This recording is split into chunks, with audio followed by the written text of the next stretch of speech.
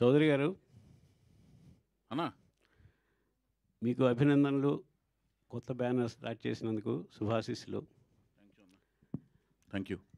Bommarillu banner మార్చడానికి కారణం ఏంటి? బొమ్మరిల్లు బ్యానర్ మార్చిందని ఎవరు చెప్పారు ఫస్ట్? అంటే ఈ న్యూ టాలెంట్ రోడ్స్ అనే బ్యానర్, కొత్త బ్యానర్ స్టార్ట్ చేశారు కదా. బొమ్మరిల్లు బ్యానర్కి ప్రొడ్యూసర్ నేను. ఓకే నేను ఓన్లీ దీనికి కూలీ పని చేస్తానన్నా. ఓకే. వినాయకరావు గారు, మీరు అల్లూరు సీతారామరాజు ఊటీలో షూటింగ్కి వెళ్ళి రామారావు గారిని ప్రశ్నించారు, రాజకీయాల్లోకి వచ్చారు. మీరు కొత్త ప్రశ్న వేస్తూ నన్ను దేనికి పంపిద్దామని చూస్తున్నారు. అయితే ఏంటంటే అన్న, ఆ బొమ్మరిల్లు బ్యానర్కి నేను ప్రొడ్యూసర్ని, దర్శకుడిని కూడా. ఆవిడ సమర్పిస్తారు. ఈ బ్యానర్ ఏంటంటే ఆవిడ full time producer with the support, backing support of her friends, America friends ఆవిడకి సపోర్ట్ చేస్తుండగా ఆవిడ వాళ్ళ త్రూ ఆవిడ ప్రొడ్యూస్ చేస్తుంటుంది. సో దానికి ఓన్లీ నేను మాత్రమే ప్రొడ్యూసర్, నేను డైరెక్షన్ మాత్రమే చేస్తుంటాను. ఓకే. తర్వాత ఉద్దేశం ఏంటంటే ఏమీ లేదు. అది ఉద్దేశం ఏంటంటే మధ్యలో 3, 2, 1 ఏమీ లేదు. ఏం లేదు. ఓకే. మీరు ఎన్టీఆర్ అభిమానం సంగతి అందరికీ తెలిసింది. పర్టికులర్గా పాతాళ భైరవిలో ఆ గెటప్ స్టిల్లు దీనిలో వాడుకోవటానికి ప్రత్యేక రీజన్ ఏమైనా ఉందండి? అది దాంట్లో ఏం లేదు. ఇలాంటి ఆలోచన వచ్చినప్పుడు తనకి న్యూ టాలెంట్ రోర్స్ అని ఈ సినిమా ద్వారా కొత్త ప్రతిభ గర్జిస్తుంది ఇక్కడ అన్నప్పుడు, ఆయన ఎర్లీ డేస్లో ఒక ఈ సినిమా తర్వాత నుంచి ఆయన స్టార్గా పరిణామం చెందారు. ఈ సినిమా టైంకి ఆయన కొత్త ప్రతిభలాగానే ఉన్నారన్నమాట. కొత్త ప్రతిభకు ఒక ఇన్స్పిరేషన్ లాగా ఉండాలన్న ఒక ఉద్దేశంతోనూ పెట్టాం అది. అప్పటికి ఇంకా దీని తర్వాత సూపర్ స్టార్ అయ్యారు ఆయన. ఈ సినిమాతో స్టార్. ఓకే. వైఎస్ గారు సార్, ఇక్కడ అన్నా, నేను వెంకట్, ఎన్టీవీ సార్. కంగ్రాచులేషన్స్. మరో పేరు, మీ పేరు చాలా ప్రాముఖ్యం చెందిందన్న. టోపీ మార్చినా కూడా మర్చిపోతారు మళ్ళీ. ఓకే సార్, చెప్పండి అన్న. సార్ మీరు మొత్తం నందమూరి హీరోస్తో చేస్తున్నారు. అంటే హరికృష్ణ గారు, తర్వాత బాలకృష్ణ గారు, ఆ తర్వాత ఇప్పుడు జానకిరామ్ గారికి అబ్బాయి మధ్యలో ఇప్పుడు ఒక నిమిషం అండి. ఫస్ట్ మీరు అడిగిన దాంట్లోనే మోస్ట్ నేను ఎవరు ఫ్యాన్ అండి? Rapid fire. నేను ఎవరు ఫ్యాన్ని? ఎన్టీఆర్ గారి ఫ్యాన్. నాకు ఎవరు ఇచ్చారు బ్రేక్? ఎన్టీఆర్ గారు. అక్కినేని గారు. అక్కినేని గారు ఆపోజిట్ కాంపౌండ్ కదా. అదే ఒక నిమిషం వినండి. ముందు ఫస్ట్ మీరు అడిగిన దానికి నేను చెప్తున్నాను. నేను అడిగిన దాన్ని ఒబ్బే చేయకూడదుగా నేను ముందు. ఓకే సార్, చెప్పండి. కాంట్రడిక్షన్ అక్కడ ఉన్నప్పుడు దాన్ని క్లారిటీ ఇచ్చి నెక్స్ట్ ఆన్సర్కి వెళ్ళాలి. సో నేను రామారావు గారి వీరాభిమాన్ని. ఇందాక నేను చెప్పిన దాంట్లో కూడా ఉంది అది. అగ్నిపుత్రుడు సినిమా పనిచేస్తున్నప్పుడు అక్కినేని నాగేశ్వరరావుతో పరుచూరు గోపాలకృష్ణ గారు డైలాగ్స్ రాయటకు వచ్చినప్పుడు 175 days రామారావు గారికి ఎక్కువ, నాగేశ్వరరావు గారికి ఎక్కువ అనే డిస్కషన్ వచ్చినప్పుడు ఎవరికి ఎక్కువ అనే సినిమాల విషయంలో నాగేశ్వరరావు గారితో అన్నపూర్ణ స్టూడియో సెట్స్లో బయట విరామం సమయంలో మాట్లాడుతూ డిస్కస్ చేస్తూ వాదోపదాలు చేస్తుండేవాళ్ళం. అవన్నీ ఆయనకి తెలుసు, నాగార్జున గారికి తెలుసు. నేను రామారావు గారి అభిమాన్ని. తర్వాత బాలకృష్ణ గారికి అభిమాన సంఘాలకి లెటర్స్ కూడా, బాలకృష్ణ గారికి అభిమాన సంఘం పెట్టి మద్రాసు వెళ్ళి అభిమాన సంఘం లెటర్స్ అన్ని కూడా నేను కండక్ట్ చేశానన్న విషయం తెలుసు. సో వాళ్ళు నాగార్జున గారు అవకాశం ఇచ్చారు నాకు. తర్వాత నాగార్జున గారే హీరోగా అవకాశం ఇచ్చారు. తర్వాత నేను సొంత బ్యానర్ పెట్టుకుని అప్పుడు నేను వెళ్ళి హరికృష్ణ గారితో సినిమా తీసా. తర్వాత నాకు ఎవరు అవకాశం ఇచ్చారని మూడో సినిమా మహేష్ బాబు ఇచ్చారు. నేను గుడివాళ్ళు ఎవరితో గొడవ పడుతుండేవాడిని, కృష్ణ గారి ఫ్యాన్స్తో గొడవ పడుతుండేవాడిని, కొట్టుకుంటుండేవాళ్ళం. అందుకని ఆ ప్రశ్నలో సగం బేస్ లేదు. నాకు వచ్చిన మీరు పూర్తిగా వింటే అప్పుడు నేను చెప్తాను సార్. ఇప్పుడు నేను అడిగేది ఏంటంటే, హరికృష్ణ గారితో చేశారు, బాలకృష్ణ గారితో చేశారు, వీళ్ళిద్దరితో కూడా చేశాను కదా ముందు, నాగార్జున గారు. నేను చెప్పేది వినండి సార్, నేను అడిగేది వినండి మీరు. చెప్పండి. ఆ తర్వాత ఇప్పుడు జానకిరామ్ గారు వాళ్ళ అబ్బాయితో చేస్తున్నాను. మధ్యలో జూనియర్ ఎన్టీ గారు మిస్ అయిపోయారు. ఎందుకు అయిపోయారు? మీరు మిస్ చేశారా, లేకపోతే ఆయనకి ఒప్పుకోలేదా, బిజీ అయిపోయి? నేను ఎన్టీఆర్ గారి గురించి అడుగుతున్నాను. నేను చేసేదే సినిమాలు ఒక 1 yearకి 2 yearsకి 3 yearsకి అలా సినిమాలు చేస్తుంటానండి. నాకేంటంటే కథ నేనే రాసుకుంటాను. రాసుకున్న తర్వాత ఆ రాసుకున్న కథకి ఎవరు అవసరం అనుకుంటే వాళ్ళ దగ్గరికి వెళ్ళి అప్రోచ్ అయ్యి సినిమా తీస్తాను. అందుకని ఈ బస్సు దిగి ఇంకో బస్సు వెంటనే ఎక్కేద్దాం అనే తాపత్రయము, కంగారు లేదు లైఫ్లో. నేను ప్రేమ వివాహం చేసుకున్నా. ప్రేమ వివాహం చేసుకున్న తర్వాత ఏమవుద్దండి, భార్య పట్ల విధేయతను, బాధ్యత, కుటుంబం, వాళ్ళతో కూడా సరదాగా తిరుగుతుంటాను. ప్రపంచాన్ని కళ్ళతో చూడటం కంటే కూడా టీవీలో చూడటం కంటే కూడా కళ్ళతో చూడాలి, కాళ్ళతో నడవాలని అనుకుంటాను ప్రపంచంలో చూసే ప్రదేశాలు. సో అవన్నీ చూస్తూ ప్రపంచంలో అన్నీ తిరుగుతూ నేనే కథ రాసుకుని నేనే సినిమా తీసే ప్రాసెస్లో చాలామంది దగ్గరికి వెళ్ళే అవకాశం తక్కువ. కంటిన్యూటీ ఆఫ్ సినిమాలు చేస్తుంటేనే అందరి దగ్గరికి వెళ్ళాలి. ఇప్పుడు లాహిర్లాగర్ అయిన వెంటనే నేను పెద్ద హీరోల దగ్గరికి వెళ్ళి ట్రై చేయొచ్చు. నేను వెంటనే ఎవరితో తీశానండి, సేతయ్య అని మళ్ళీ హరికృష్ణ గారితో తీశాను. సో నేనేంటంటే నాకు ఆలోచన నా బ్రెయిన్లో లేదు, పెద్ద హీరోల దగ్గరికి వెళ్ళాలి లేకపోతే స్టార్డమ్ ఉన్న హీరోల దగ్గరికి వెళ్ళాలి అని ఉండదు. నాకు ఎవరు కరెక్ట్గా నా కథకు రాసుకున్నప్పుడు నాకు కన్వీనియంట్గా ఎవరు అనిపిస్తే వాళ్ళ దగ్గరికి వెళ్ళిపోతాను. అంటే ఆ వెళ్ళినప్పుడు తారక్ దగ్గరికి ఎందుకు వెళ్ళకూడదు అనేది మీ ప్రశ్న అనమాట. తారక్ దగ్గరికి వెళ్ళాలనే కథ నా ఆలోచనలోకి రాలేదంటున్నాను. కానీ ఎన్టీఆర్ గారికి ఇష్టమైన మనవడు జూనియర్ ఎన్టీఆర్ కదా, సో మీకు ఎందుకు ఆ థాట్ రాలేదు? ఎన్టీఆర్ గారికి ఇష్టమైన మనవడు అని ఎవరు చెప్పారు? ఆయనే చెప్పారు. ఎవరు కాదు, అదే నేను ఒకటి చెప్తాను, అది రాసుకుని పెద్ద పారాగ్రాఫ్తో ప్రింట్ చేస్తారు రేపు పొద్దున. చెప్పండి. అట్లా కాదండి, నేను చెప్పేది అది కాదు. ఎన్టీ రామారావు గారికి ఇష్టమైన మనవడు అంటే మిగతా మనవాళ్ళు ఇష్టం లేదనా? మీరు చెప్పేది అంటే సార్, మీరు ఇప్పుడు ఒక క్వశ్చన్ వేసినప్పుడు ఒక సర్టిఫికేట్ ఇవ్వకండి సార్ మీరు సర్టిఫికేట్ ఇస్తున్నారండి. చాలా సార్లు జూనియర్ ఎన్టీఆర్ కావచ్చు, వాళ్ళ ఫాదర్ కావచ్చు, వీళ్ళంతా ఆయన కూడా చెప్పలేదు. ఎన్టీ రామారావు గారు జూనియర్ పబ్లిక్ గా ప్రెస్ మీట్ లో చెప్పలేదు, ఒక నిమిషం అండి. తారక్ గారు కూడా చెప్పలా. ఏది, రామారావు గారికే నేను ఇష్టమైన మనవాడిని, నేను ఒక్కడనే ఇష్టమైన మనవాడిని. ఎన్టీ రామారావు, మీరు అడిగిన క్వశ్చన్ ఏంటంటే ఎన్టీ రామారావు గారికే ఆయన ఇష్టమైన మనవాడు అన్నారు. అది మీరు స్ట్రెస్ చేశారు. ఆయన ఒక్కడే ఇష్టమైన మనవాడు కాదు, ఎన్టీ రామారావు గారికి అందరూ సమానమే. అలాగే ఎన్టీ రామారావు గారిని అభిమానించే వాళ్ళందరికీ, అభిమానులు, వంశ వీరాభిమానులందరికీ రామారావు గారి కుటుంబంలోని అందరూ సమానమే. కానీ రామారావు గారు తన పేరుని ఈ మనవడికే పెట్టారు. అది ఒకటి ఆయన పెట్టలేదు, హరికృష్ణ గారు పెట్టారు. హరికృష్ణ గారు పెట్టినా ఇప్పుడు మీరు చెప్పేదనండి, మీరు ఇప్పుడు వినాయకరావు గారు రామారావు గారు పెట్టలేదు, హరికృష్ణ గారు, జానకిరామ్, కళ్యాణ్ రామ్, తారక రామ్ అని ఆయన పెట్టారు పేర్లు. కానీ ఎన్టీఆర్ గారు యాక్సెప్ట్ చేశారు కదా సార్? యాక్సెప్ట్ చేశారు. ఇప్పుడు ఇంకొకటి అడుగుతున్నాను, మీకు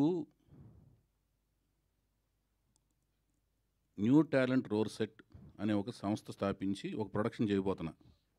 దానికి సంబంధించిన ప్రశ్నలు కావాలా, రామారావు గారి ఫ్యామిలీకి సంబంధించిన దీనికి సంబంధించి నేను అడిగింది ఏంటంటే, ఒక్క నిమిషం అండి, హీరోలు అందరూ ఇంట్రొడ్యూస్ చేసినప్పుడు ఒక నిమిషం చేశారు, నేను అడిగాను సార్. ఒక్క నిమిషమేనండి, నేను ఎందుకు చేయలేకపోయినా చెప్పాను. రామారావు గారి ఫ్యామిలీకి సంబంధించిన వాళ్ళ ఇంట్లోని సంబంధించిన కుటుంబానికి సంబంధించిన విషయాలు, దాంట్లో ఉన్న ఇండివిజువల్ డీటెయిల్స్ అవన్నీ మీకు కావాలంటేనేమో అది వేరే రకమైన డిస్కషన్ పెట్టుకుని దానికి సంబంధించిన వ్యక్తులు సమాధానాలు చెప్తారండి. నేను ఇండివిజువల్ అడగలేదు, మీరు ఎందుకు మిస్ చేశారో నేను అడిగాను. ఎందుకంటే మొత్తం నందమూరి హీరోస్ ఎక్కువ చేసింది మీరే. ఇప్పుడు చెప్తున్నాను, అప్పుడు ఇంతవరకు రాలేదు, అది ఇంతవరకు అలాంటిది ఆలోచన రాలేదు. వచ్చినప్పుడు ఆయన దగ్గరికి వెళ్తాను, తీస్తాను, అది ఓకేనా? ఇప్పటివరకైతే రాలేదు. ఇప్పుడు నాకు ఈ సినిమా అలాంటి అవకాశం ఇచ్చి సక్సెస్ ఇచ్చి ఆ తర్వాత అలాంటి కథ వస్తే డెఫినెట్గా తీస్తాను. ఓకేనండి? ఓకే అండి. సరే, ఇంకో ఓకే, అది ఓకేనా మీకు? అది కూడా హ్యాపీనా? సంతృప్తి ఉంది అందులో? మీరు అందరితో చేయాలని మేము కోరుకుంటాం సార్. అదే చౌదరి గారు, ఇంకో క్వశ్చన్ సార్. మీరు అంటే ఇందాక ఈరోజు మహేష్ గారి బర్త్డే, ఆ బర్త్డే సందర్భంగా అంటే ఆయనతో గతంలో యువరాజ్ సినిమా చేశారు, అప్పుడుగా ఆయన సూపర్ స్టార్ కాదు. కానీ ఇప్పుడు రాజమౌళి గారితో కూడా చేస్తూ ఒక మళ్ళీ ప్యాన్ వరల్డ్ మూవీ చేయబోతున్నంటే అంత గొప్ప స్థాయికి ఎదిగాడు కదా, ఎలా అనిపిస్తుంది? అంటే మీరు అంత ఎక్స్పెక్ట్ చేశారు నేను ఫ్యూచర్లో అంత గొప్పగా అవుతాడు అనేసి మీకు అనిపించిందా? మహేష్ బాబు చాలా మంచి పొజిషన్లోకి వెళ్తాడని నేను ఎక్స్పెక్ట్ చేయడం కాదండి, ప్రపంచం అంతా కూడా కన్ఫర్మ్ చేసింది. ఆయన బాలనటుడుగా ఉన్నప్పుడు ప్రపంచం కన్ఫర్మ్ చేసిన వాళ్ళు బాలకృష్ణ గారండి. ఫస్ట్ నందమూరి బాలకృష్ణ గారిని ప్రపంచం కన్ఫర్మ్ చేసింది. ఎప్పుడు తాతమ్మ కళ సినిమా చేస్తున్నప్పుడు కానీ, అన్నదమ్ముల అనుబంధం సినిమా చేస్తున్నప్పుడు కానీ, దాని తర్వాత కొంచెం టీన్స్ పెరిగిన తర్వాత అభిమన్యుడు క్యారెక్టర్ వేస్తారు చూడండి దానవీర సూరకర్ణ అప్పుడు ఇతనురా కన్ఫర్మ్డ్గా అద్భుతమైన నటుడు అవుతాడు, నందమూరి వారసుడు అవుతాడని. అట్లాగూ మహేష్ బాబుకి కన్ఫర్మ్ చేశారు, ఘట్టమనేని వారసుడు అవుతాడు ఇతను, డెఫినెట్గా సూపర్ స్టార్ అవుతాడని. సో నాకు నా సినిమా యువరాజు సినిమా దొరకటం అనేది నేను చాలా అదృష్టంగా ఫీల్ అయ్యాను. అతను ఒప్పుకోవటం అనేది, అన్ని సినిమాలు వెయిటింగ్లో ఉంటాయి అన్ని పక్కన పెట్టి నా పర్సనల్ చాయిస్కి ఒక రిస్క్తో కూడిన ఎలిమెంట్ని ఒప్పుకుని ఆయన సినిమా చేయడం అనేది చాలా గొప్పగా ఫీల్ అయ్యాను. అంతేకాకుండా చాలా అందమైన మనిషి, అంటే కృష్ణుడు అంటే మీసాలు తీసిన పేడి మొహంలా లేకుండా చిరునవ్వుతో ఉన్నట్టుగా అనిపించాలండి. లిప్స్ పోర్షన్ దగ్గర పేడి మొహం తత్వం రాకూడదు. అలా ఉన్న లక్షణాలు ఈయనకున్న మెండుగా ఉన్నాయి. అందుకని నేను పట్టి మరీగా యువరాజ్ సినిమాలో కృష్ణుడి గడపలో ఆయన ఏంచి రిక్వెస్ట్ చేసి ఆయన ఎంతో ఒప్పించి కృష్ణుడి గడపలో చూసుకున్నాను ఆయన్ని. ఇప్పుడు చాలా సోషల్ నెట్వర్క్స్లో బాగా హల్చల్ అవుతుంది, మహేష్ బాబుని కృష్ణుడి కింద వేస్తే చూడాలని అనుకుంటున్నాం అని. నాకు అప్పుడే అనిపించింది, మీకు అర్థమైంది కదా నేను చెప్పిన లాజిక్ బిహైండ్ దట్. ఆ పెదాలు ఎలా ఉండాలంటే నవ్వినా కూడా మీసాలు లేకపోయినా కూడా మృదుత్వం ఉండాలి. కృష్ణుడికి చిరునవ్వులో మృదుత్వం ఉంటేనే ఆ కృష్ణుడికి అదేంటి కోమలత్వం ఉంటుంది, ఆ కోమలత్వం ఆయనలో ఉంటుంది. అందుకనే నేను ఆ లిరిక్స్ కూడా యువరాజ్ సినిమాలో చందమామలాగా చల్లనివాడే చిన్ని కృష్ణయ్యలాగా అల్లరివాడే అనే లిరిక్స్ రాయించుకున్నా వేటూరు గారితో. అది వైవిఎస్ గారు చెప్పండి sir. Good to see you. Question ఏంటంటే కీరవాణి గారితో అంటే ఇప్పుడు మ్యూజిక్ సిట్టింగ్ వేయించారా సార్? అంటే ఎలా వస్తుంది ఏంటి అది మ్యూజిక్ కంపోజింగ్ స్టార్ట్ అయిన వెంటనే కంపోజింగ్ స్టార్ట్ అయినాయి అని చెప్పి ఒక అద్భుతమైన వీడియో షాట్ సోషల్ నెట్వర్క్స్లో పెడతామండి. ఆయనతో డిస్కషన్స్ అయితే ఒక ప్రిలిమినరీ సిట్టింగ్స్ లాంటివి మామూలుగా మాట్లాడుకునే డిస్కషన్ సిట్టింగ్స్ లాంటివి జరిగినాయి. మిగతా range of sittings next level of sittings జరిగిన వెంటనే అన్నీ నేను పెడతాను, వీడియో షాట్స్ అవి పెడతాను. ఎందుకంటే మీ సినిమాకి మ్యూజిక్ చాలా హైలైట్ ఉంటుంది, చాలా ఇంప్రెస్గా ఉంటుంది. మీ ఫస్ట్ సినిమా ఏదైనా డెఫినెట్గా అయితే ఆయన మనసు పెట్టి మనసావజ కర్మన పనిచేస్తారండి. నేను అంతే మనసావజ కర్మన ఆయనతో పని చేయించుకుంటాకి విపరీతంగా శ్రమిస్తాను, కష్టపడతాం. ఓకే సార్, నెక్స్ట్ లెవెల్లో ఉంటుంది, ఆ లెవెల్లో ఉంటుంది, అవన్నీ అసలు నేను ఎప్పుడు మాట్లాడను. సార్ సాయిమాధవ్ గారు, ఈ సినిమాలో అంటే డైలాగ్స్ ఎలా ఉండబోతున్నాయి? ఎందుకంటే RRR లాంటి ఒక మూవీకి మొత్తం మీరు చేసిన ఏ డైలాగ్ అయినా పవర్ఫుల్ డైలాగ్లు ఉండబోతుంది. ఇప్పుడు ఒక మంచి డైరెక్టర్తో చేస్తున్నారు కదా, డైలాగ్స్ ఏ విధంగా ఉండబోతున్నాయి ఏంటి అసలు? ఖచ్చితంగా బాగుంటాయండి. ఎందుకంటే కథలో అవకాశం ఉంది, మంచి డైలాగ్స్ రాసే అవకాశం ఆ కథలో ఉంది. కథ వినగానే నాకు అనిపించిన ఫస్ట్ ఫీలింగ్ ఏంటంటే కథ బాగుంది, ఈ సినిమాకి నేను బాగా రాయొచ్చు, నేను కూడా కనిపించవచ్చు అనేటువంటి ఆలోచన ఆ కథ నాకు ఇచ్చింది. ఖచ్చితంగా డైలాగ్స్ బాగుంటాయి. త్వరలో రిలీజ్ కాబోతున్న గేమ్ చేంజర్ కూడా మీరు మంచి రాశారు కదా, అవును.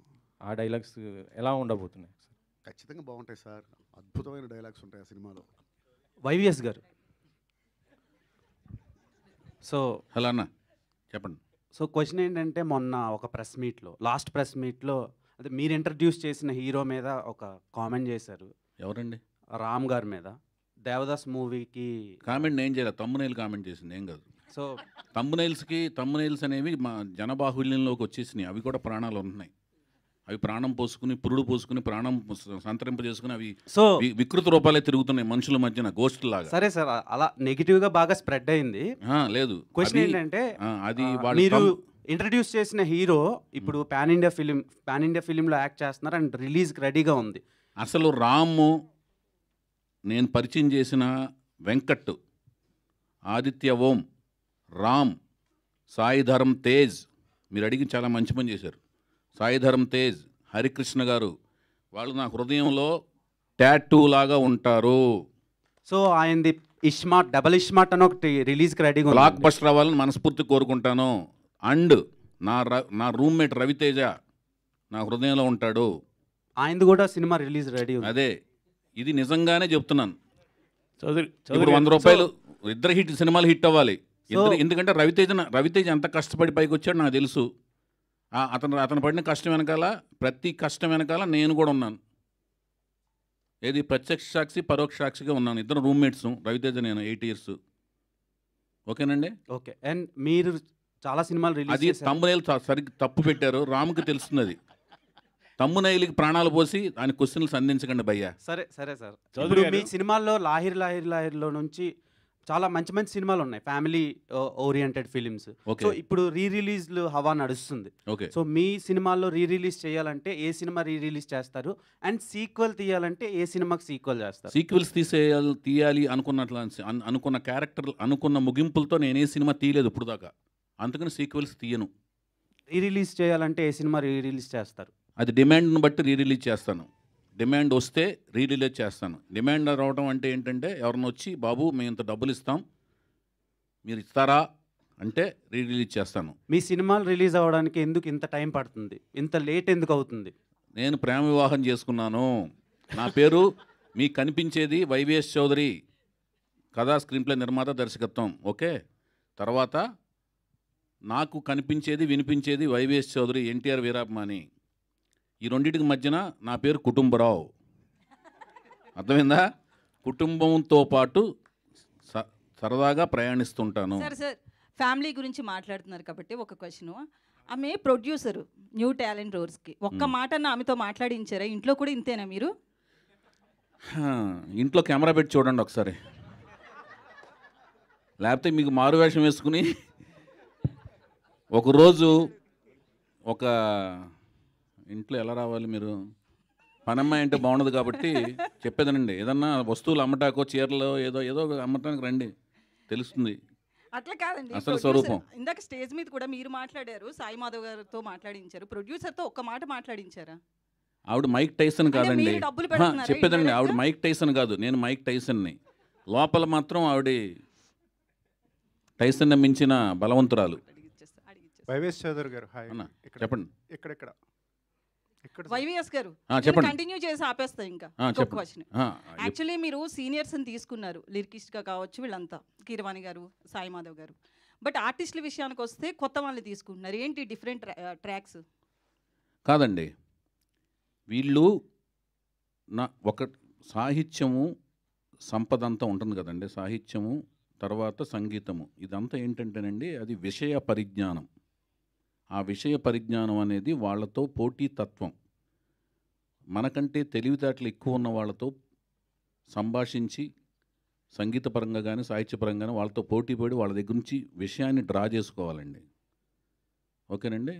ఇక్కడ నటీనటుల తత్వానికి వచ్చేదానికి ఏమవుద్దంటే కొత్త టాలెంట్ని నాకు 13 ఏళ్ళ ఎక్స్పీరియన్స్ ఉందండి సినిమా ఫీల్డ్కి వచ్చిన తర్వాత.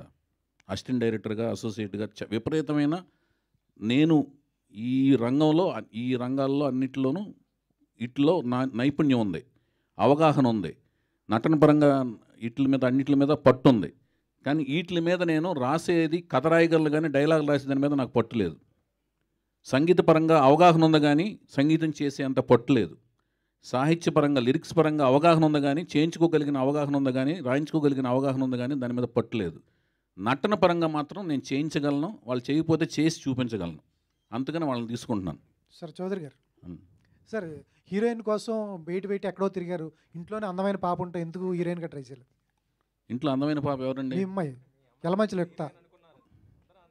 ఆ పాప వస్తే ఫస్ట్ టైం హీరోయిన్ ఆవిడే అనుకున్నాం మేమంతా. మీరు అనుకున్నారు అలాగూ? వెంకట్ గారు నిజం సార్ అది.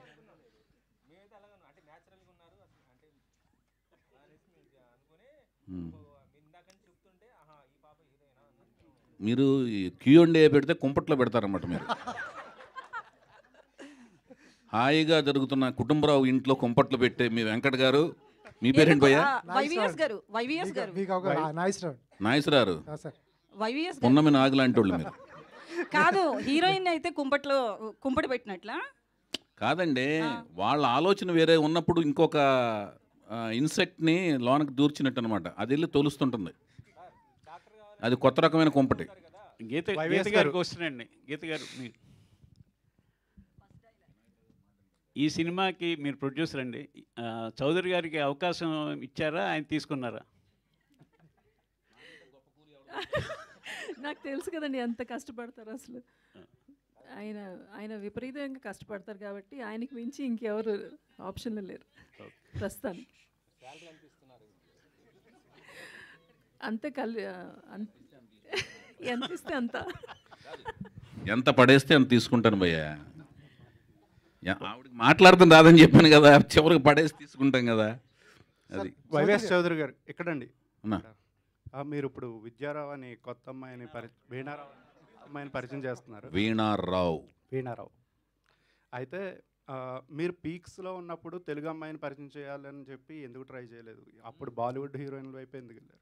పీక్ అనేది కొలమానం ఏంటి భయ మీకు? అంటే ఆలోచనలా విజయాలా? వరుస విజయాలు. విజయం అనేది ఆలోచనలు, మన ఆలోచనలు థియేటర్కి వచ్చిన 100 మందిలో 60 మందికి రీచ్ అయితే విజయం భయ, 40 మందికి మాత్రం రీచ్ అయితే అపజయం. అంతేగాని ఆలోచన సరళి అంటే థింకింగ్ ప్యాటర్న్ లేనప్పుడు కాదు. థింకింగ్ ప్యాటర్న్ చురుగ్గా ఉంది, మనం ఆలోచించింది రీచ్ కాలేదు అంటే ఏంటంటే దాని అర్థం ఏంటంటే మనం ఆలోచిస్తున్నామా లేదా, జడత్వం ఉందా లేదా అనేది మెయిన్. ఆలోచించాం. ఫెయిల్యూర్కి సక్సెస్కి ఫెయిల్యూర్కి ఒకే కృషి చేస్తాం.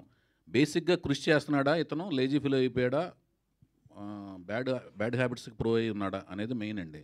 ఫస్ట్ పీక్స్కి దానికి క్లారిఫికేషన్ ఇస్తున్నాను. ఇప్పుడు ఎందుకు అనిపించింది, అప్పుడు ఎందుకు అనిపించలేదంటే వరుసగా ఎప్పుడు ఒక మనిషి ఒకేలాగా ఆలోచించడు. ఒక టైం వరకు ఒకలాగా ఆలోచించిన తర్వాత ఆలోచనలో మార్పు వస్తుంది.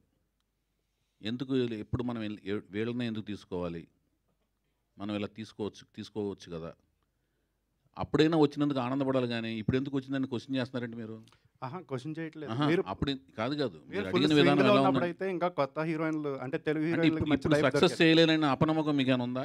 అలాగే సినిమా అయిన తర్వాత క్వశ్చన్ మీట్లో ఏదైనా కనపడినప్పుడు ఇక్కడ అడుగుపోయేది ఎలాగైనా ఆ అమ్మాయి ప్రోడక్ట్ని ఎలాగైనా సక్సెస్ చేసి చూపిస్తా భయ్యా, అయితే ఆవిడని ఎలాగో సక్సెస్ చేసి చూపిస్తాను. ఓకే. అయితే మీ గురించి ఎప్పుడు ఒకటి ఉండేది ఏంటంటే అదొక విమర్శ అనుకోవచ్చు, లేకపోతే వేరే అభిప్రాయం అనుకోవచ్చు. నానుడి ఒకే కేటగిరీకి ఒకే వర్గానికి చెందిన హీరోలతో ఎక్కువగా సినిమాలు చేస్తారని చెప్పి అది ఎందుకుందో మరి అర్థం కావట్లేదు. నేను ఇప్పుడు నాగార్జున గారితో చేశాను, తర్వాత మహేష్ బాబుతో చేశాను. ఆయన వేరే అంటే మీరు చెప్పేది సామాజిక వర్గమా? అవునండి. మరి నేను మరి సాయిధరం తేజ్తో తీశాను కదా సినిమా. అదే ఒకళ్ళిద్దరు మించి సాయిధరం తేజ్, ఒకళ్ళిద్దరు అంటే ఇంకేం వర్గాలు ఉన్నాయి? ఏదైనా వర్గాలు తీసాను ఒక విమర్శ ఉంది కదా. కాదు, ఆదిత్యవం ఏం వర్గం? సామాజిక వర్గం. ఆదిత్యవం ఒక హీరో కదా అందులో, కాదా? అతను కాదా హీరో? సుమన్ గారు ఏ సామాజిక వర్గం? అందులో సుమన్ కూడా హీరోనేగా. వినీత్ గారు ఏ సామాజిక వర్గం? హరికృష్ణ గారు హీరోనా అందులో? లాయర్లో 4 హీరోలు, అందులో 3 హీరోలు వేరే సామాజిక వర్గాలు కదా. ఏంది భయాలు? ఒక్క నిమిషం, నేను ప్రేమ వివాహం చేసుకున్నా కదా, ఈవిడే సామాజిక వర్గం, ఆవిడే సామాజిక వర్గం భయ్యా అనుకో ఆవిడ్ని. ఏంది తమ్ముడు చౌదరి గారు? ఎక్కువ మంది అభిప్రాయం అదండి. అభిప్రాయాన్ని క్లారిఫై చేశారు, మంచి పని చేశారు, మీకు దండం. మీ అభిప్రాయాన్ని క్వశ్చన్ రూపంలో అడిగి మంచి క్లారిఫికేషన్ ఇచ్చారు, ధన్యవాదాలు. చౌదరి గారు ఇక్కడ అన్నా, మీరు తీస్తున్న సినిమా ఏ జోనర్కి సంబంధించింది? మామూలు రెగ్యులర్ సినిమానా, లేకపోతే జోనర్లో జానపదం ఇవన్నీ ఏమన్నా? తెలుగు సాహిత్యం సంప్రదాయం, హైందవ సాంప్రదాయాలు, కట్టుబాట్లు ఇవన్నీ కూడా ఉంటాయండి, రిఫ్లెక్ట్ అవుతుంటాయి. విలువలు ఇవన్నీ ఉంటాయి. ఓకే. ఉంటూ ఒక సంగీతం సాహిత్యం ఉంటూ ఒక రోమాంచితమైన యాక్షన్ సన్నివేశాలు, ఉత్సుకత కొనసాగే సినిమా. దీంట్లోంచి మీరు ఏమి రాబట్టుకుని రాసుకోండి అంతే. ఓకే. ఇవన్నీ ఉంటాయి. తెలుగు సినిమానేనా, పాన్ ఇండియా సినిమానా? తెలుగు వరకేనా? తెలుగు సినిమా దాని విస్తృత స్థాయికి వెళ్తుందా లేదా అనేది మేకింగ్ స్థాయిలో మీకు అర్థమవుద్ది. ఓకే, అంతే. బడ్జెట్ ఏమాత్రం పెట్టారు ప్రొడ్యూసర్ గారు? మీకు అన్ని లెక్కలు చెప్తే ఎలా? స్కేల్ అర్థం కావాలిగా. స్కేల్ చిన్న సినిమా చేస్తున్నారు, పెద్ద సినిమా. నేను ఎప్పుడు చిన్న సినిమాలు తీయలేను భయ్యా. చిన్న సినిమాలు అంటే 1 కోటి రూపాయలు, 2 కోట్లు, 3 కోట్లు, సింగిల్ డిజిట్ సినిమాలు ఎప్పుడు లేదు. అలానే డబుల్ డిజిట్స్తో స్టార్ట్ అయిన మొదటి అంకిల్ సినిమాలు కూడా తీయలేను. చాలా పెద్ద సినిమాలు తీస్తాను. ఓకే. చౌదరి గారు చెప్పండి. మోక్షజ్ఞ గారు ఇంట్రడ్యూస్ అవుతున్నారని తెలిసింది. అవును. మీ దాకా వచ్చిందా సార్ అది? అంటే ప్రాజెక్టా లేకపోతే న్యూసా? న్యూస్ కదా, ప్రాజెక్ట్. లేదు, నాకు కానీ ఆ సినిమాకి ఎప్పటి నుంచో మేమందరం ఆ న్యూస్ కోసం వెయిటింగ్. అది ఒక మంచి కాంబినేషన్ అని నేను చాలా హ్యాపీ ఫీల్ అయ్యాను ఆ న్యూస్. ఎందుకంటే నాకు తెలిసి ఆ న్యూస్ అంటే ఒక కాంబినేషన్ అని నాకు అర్థమైంది. ఆ కాంబినేషన్ అయితే ఎక్సలెంట్ కాంబినేషన్ నేను. సార్ ఎన్టీఆర్ గారు అంటే విపరీతమైన అభిమానం, మీకు చాలా ప్రేమ.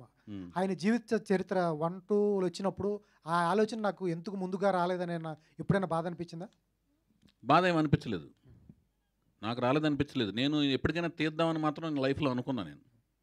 అని యుగ పురుషుడు అనే ఒక టైటిల్ని దాదాపు 2000 నుంచి నేను రెన్యువల్ చేసుకుంటూ చాలా ఏళ్ల పాటు రెన్యువల్ చేస్తూనే ఉన్నాను. ఇంకా అనుకున్నాను ఒకప్పుడు చేద్దామని, ఒకప్పుడు అనుకున్నాను యుగ పురుషుడు అని.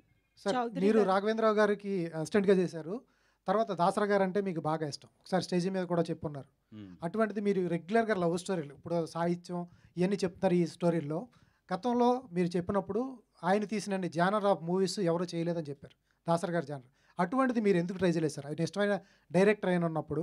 కాదు, ఇప్పుడు సీతారాముల కళ్యాణం చూస్తున్నారనికిను సీతారామరాజుకి సంబంధం లేదు. ఫ్యామిలీ డ్రామా యువరాజుకిను సీతారామరాజుకి సంబంధం లేదు. తర్వాత లాహిర్కిను యువరాజు సీతారామరాజులకు సంబంధం ఉండదు. మీరు చూడండి, చెప్తున్నాను. యువరాజులు అసలు ఏమి మహేష్ బాబుతో అటెంప్ట్ చేయాల్సిన ఫిలిం లాగా ఉండదు అలా కదా. అందులో యాక్షన్స్ ఉండవు, ఏముండవు. అలా ప్రయోగాత్మక చిత్రం అది. ఆయనే ఒక కెరీర్ స్టార్టింగ్ స్టేజ్లో ఆయనకు ఒక పిల్లోడు లాంటి సినిమా దాన్ని థియేటర్లో కూర్చోబెట్టి జనాలని ఒప్పించడం అనేది చాలా కష్టమైన సినిమా అది. తర్వాత లాహిర్ 4 జంటల ప్రేమ కథలు, అవి వాళ్ళకి అదొక రకమైన, మళ్ళీ దాంట్లో పగా ప్రతీకార మార్కులు కూడా ఉంటాయి. దాని తర్వాత వచ్చిన సినిమా సీతయ్య అసలు పోలీస్ ఆఫీసర్ సబ్జెక్ట్ కదా, అది వెరైటీ కదా అసలు కదా, అది ఫ్యాక్షన్. దేవదాస్ వేరు, లవ్ ఫ్యాక్షన్ ఇక్కడే ఉండిపోయారు. ఫ్యామిలీ డ్రామా ఉందిగా సీతారామరాజు, అన్నదమ్ములు విడిపోవడం, ఇంకేం కావాలి మీకు, సోషల్ అవేర్నెస్ అని ఒక్క మగాడు చేశాను. దాని తర్వాత రే అనేది వెస్ట్రన్ స్టైల్ ఆఫ్ ఫిల్మ్ చేశాను, ఏదో ఒకటి పాప్ వరల్డ్కి వెళ్ళాను. సార్ ఇంత చాలా క్రాఫ్ట్ మీద ఇంకే టైప్ సబ్జెక్ట్ చేయాలి మీకు చెప్పండి సార్? అట్లానే కాదు, మీరు చెప్పారు ఆయన తీసిన జానర్ ఆఫ్ మూవీస్ ఎవరు చేయలేదు, అటువంటి ట్రై చేస్తే బాగుంటుంది ఒకసారి స్టేజ్ మీద. ఎవరు ట్రై చేస్తారని చెప్పట్లేదు. ఆయన యొక్క ఒక వ్యక్తి గురించి పొగిడేటప్పుడు ఆయన ఎన్ని రకాల పార్సల్ తీశారు అనేది చెప్పటం అనేది, ఇప్పుడు మీ గురించి చెప్పాల్సి వస్తే మీరు ఇలాగ స్నఫ్ కలర్ షర్టు ప్యాంట్ వేసుకొస్తారు ఎప్పుడు, ఆయన టేస్ట్ ఇది అని చెప్తాం. ఆయనలాగా నేను ప్రయత్నించలేదు, అలాంటి ప్యాంట్ షర్ట్ వేసుకొస్తానని దాని అర్థం కాదు. అదే ఆయన యొక్క గొప్పతనం చెప్తాం. నా ఉద్దేశం అది. నా ఉద్దేశం ఏంటంటే ఇష్టమైన దర్శకుడు అన్నారు కాబట్టి అమరాజీనామా కానీ సూర్యగడ్ లాంటి అటెంప్ట్. అదేనండి, అదే చెప్పేదండి. అది కాలం ప్రకారం మాకొచ్చిన ఐడియాలతో వెళ్ళగలం. ఏ ఇద్దరు వ్యక్తుల యొక్క మనస్తత్వాలు ఒకే రకంగా ఆలోచించవు. ఎందుకంటే మనం పుట్టి పెరిగిన కుటుంబ పరిస్థితులు, మనం చదివిన పుస్తకాలు, మనం కలిసిన స్నేహితులు, మనం ఎదిగిన కాలమాన పరిస్థితులు ఇంకొక వ్యక్తి కాలమాన పరిస్థితులు ఒకటేలాగా ఉండవు. ఒకే కుటుంబంలో పుట్టిన ఇద్దరు వ్యక్తుల మనస్తత్వాలు ఒకే రకంగా ఉండవండి. అందుకని ఒకేలాగా ఆలోచించలేము. కార్బన్ కాపీలు మెయింటైన్ అవ్వవు.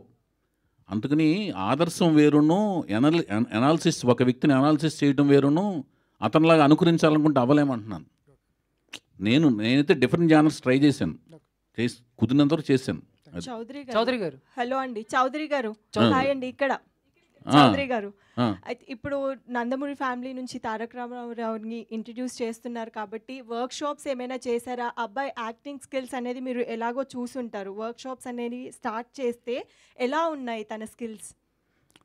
తను నేనేనండి, అన్నీ తానే అన్నట్టుగా నేను ఆయనకి ఎక్కడో కొంత నేర్చుకున్నాడు. ఆయన నటన పరంగా కొంత ప్రాక్టీస్ చేశాడు. డ్యాన్స్ ఆయనకి పర్సనల్గా చిన్నప్పుడు ఏదో కొంత నేర్చుకున్నాడు. తర్వాత స్వయంగా తన డ్యాన్స్ బాగా స్వయంగా నేర్చుకున్నాడు. అన్ని అబ్జర్వ్ చేసి బాగా గ్రాహక శక్తి ఎక్కువ ఉంది ఆయనకి. చాలా బ్రహ్మాండంగా చేస్తాడు డ్యాన్స్. ఎక్సలెంట్ డాన్సరు చౌదరి గారు. ఆ డ్యాన్స్తో పాటు నేను ఈ 15 నెలల పాటు 15 నెలలు దాదాపు లాస్ట్ ఇయర్ March 27న సూత్రప్రాయంగా ఓకే అయితే April 27న నేను అతన్ని చూడటం జరిగింది. అప్పటి నుంచి 15 నెలల పాటు కోచింగ్ ఇచ్చాను. ఎక్సలెంట్గా తను డాన్స్ చేయగలడు, యాక్టింగ్, అన్ని రకాల ఎమోషన్స్ని పండించగలడు. అది మీరు లాస్ట్ ప్రెస్ మీట్లో చెప్పారు, ఐస్ చాలా బాగా డిస్క్రైబ్ చేశారు తనవి, అంటే యాక్టింగ్లో కూడా అవి ఉండబోతున్నాయి అనేది మీరు. అవును, కళ్ళతో అభినయించగలడు అతను. సాయి మాధవ్ గారు, సో బేసికల్లీ ఎన్టీఆర్ ఫ్యామిలీకి సంబంధించి ఏ డైలాగ్స్ రాసినా కూడా పులులు, సింహాలు, అలాగే చాలా ఉంటాయి, మీసాలు, ఇవన్నీ. సో ఈ సినిమాలో కూడా ఆ ఫ్యామిలీ నుంచి హీరో వస్తున్నారు. మరి మీ డైలాగ్స్ ఎలా ఉంటాయి? సేమ్ ఇట్లనే ఉంటాయా? ఏ సినిమా అయినా కథను బట్టి ఉంటాయమ్మా. కథను బట్టే కానీ పులులను బట్టి సింహాన్ని బట్టి ఉండవు. పులులకి సింహాలకి డైలాగ్ రాసినా కూడా వేస్ట్ అయి చెప్పలేదు. చౌదరి గారు చౌదరి గారు, this is Chandu, anchor from filmy looks.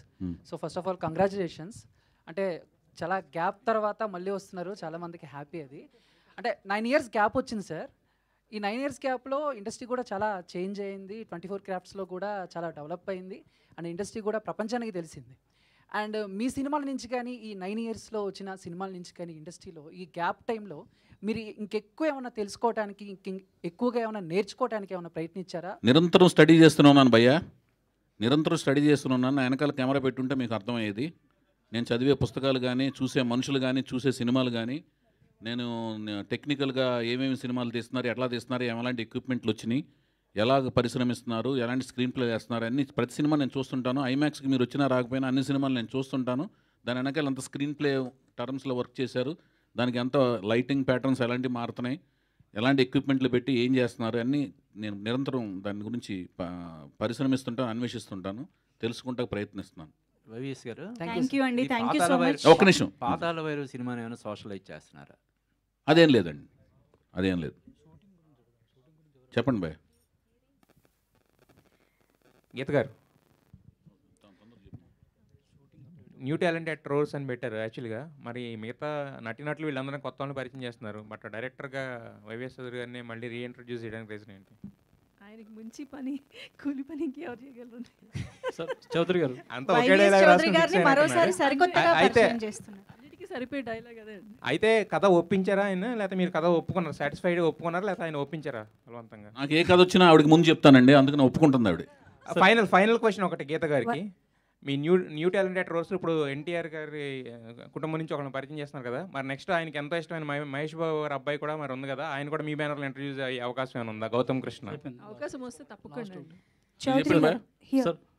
Sir Chowdary గారు, మీరు ఇప్పటివరకు హీరో హీరోయిన్ పరిచయం చేయలేదు అంటే సినిమా షూటింగ్ స్టార్ట్ చేశారా, స్టార్ట్ చేసిన తర్వాత వాళ్ళని పరిచయం చేస్తారా, స్టార్ట్ చేయక ముందు చేస్తారా? నెక్స్ట్ ఈవెంట్లో వాళ్ళ యొక్క ఫొటోస్, వాళ్ళ యొక్క వీడియోస్ అన్ని మీకు పరిచయం చేస్తాను.